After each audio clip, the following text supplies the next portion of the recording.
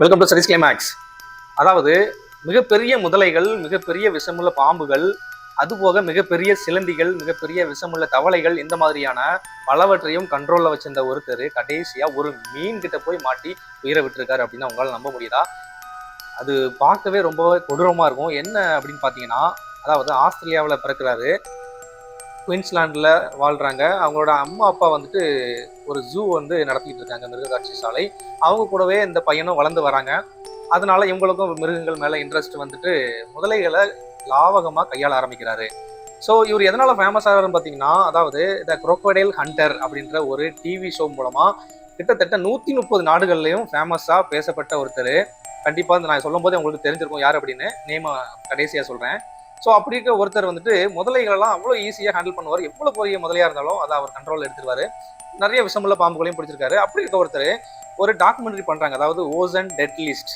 அந்த ஆஸ்திரேலியா அப்படின்னாலே பவளப்பாறைகள் இல்லையா? ஸோ அந்த பவளைப்பாறைகள் அதிகமா இருக்கிற இடத்துல போய் சொந்த போட்டை எடுத்துட்டு போய் ஒரு டாக்குமெண்ட்ரி பண்றதுக்காக அங்க போயிருக்கும் போது சூழ்நிலை வந்து ரொம்ப மோசமா இருந்திருக்கு. அப்போ சுத்தி இருக்கிறவங்க இல்ல வேண்டாம் அப்படின்னு சொல்லியிருக்காங்க. இல்ல இவர் வந்துட்டு ரொம்பவே மனதைரியம் உள்ள ஆளு, எதுக்குமே பயப்பட மாட்டாரு. ஸோ அப்படி இருக்கிறதுனால அசால்ட்டா இறங்கி, அதாவது மார்பளவு இருக்கிற தண்ணியில இறங்கி அந்த அங்க இருக்கிற கிரியேச்சர்ஸை வீடியோ எடுத்துட்டு இருக்கிறாரு. ஸோ அப்படி இருக்கும்போது ஒரு அமைதியான ஒரு மீன் ஒன்று வந்துகிட்டு இருக்கு. அதாவது இப்படி இருக்கும் இல்லையா, வால் பெருசா இருக்கும், வவ்வால் மாதிரி இருக்கும். நம்ம ஏரியாவில் திருக்கை மீன் அப்படி சொல்லுவோம். இதை என்ன சொல்றாங்கன்னா இங்கிலீஷ்ல ஸ்ட்ரிங் ரேன்னு சொல்றாங்க. அதாவது பார்க்கவே பெருசா பெரிய ரெக்கை வச்சுக்கிட்டே இருக்கும் இல்லையா, அந்த மீன் தான் அமைதியா போயிட்டு இருந்திருக்கு. இவரும் அதை வந்து ஃபாலோ பண்ணிட்டு வீடியோ எடுத்துட்டு போயிட்டு இருந்திருக்காரு. மேக்சிமம் இந்த மாதிரி திருக்க மீன்கள் வந்து யாரையுமே தாக்காது.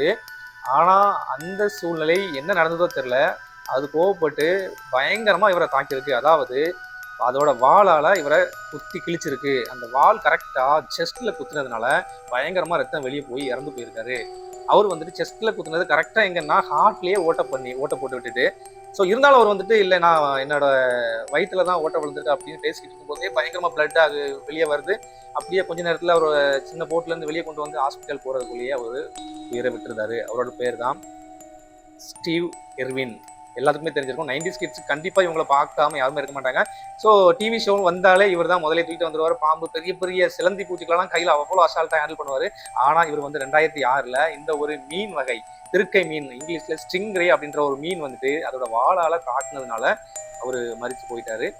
இன்னுமே நிறைய பேர் நீங்க வந்துட்டு இவர் உயிரோட இருக்காரு அப்படின்னு நம்பிட்டு இருக்கலாம். கண்டிப்பா அவர் உயிரோட இல்லை. ஒரு எவ்வளோ பெரிய ஆளா இருந்தாலும் சில விஷயங்கள்ல வந்துட்டு சில நேரங்கள்ல சூழ்நிலை காரணமாக இந்த மாதிரியான தவறுகள் நடப்பது உண்டு. ஸோ இந்த விஷயம் இப்போ தான் உங்களுக்கு தெரியும் அப்படின்னா அப்படியே நம்ம சேனலை சப்ஸ்கிரைப் பண்ணிடுங்க. இந்த மாதிரியான சுவாரஸ்யமான நிகழ்ச்சிகள், அதாவது இந்த மாதிரியான சுவாரஸ்யமான தகவல்களோட அடுத்த வீடியோக்கள் உங்களை வந்து சந்திக்கிறேன்.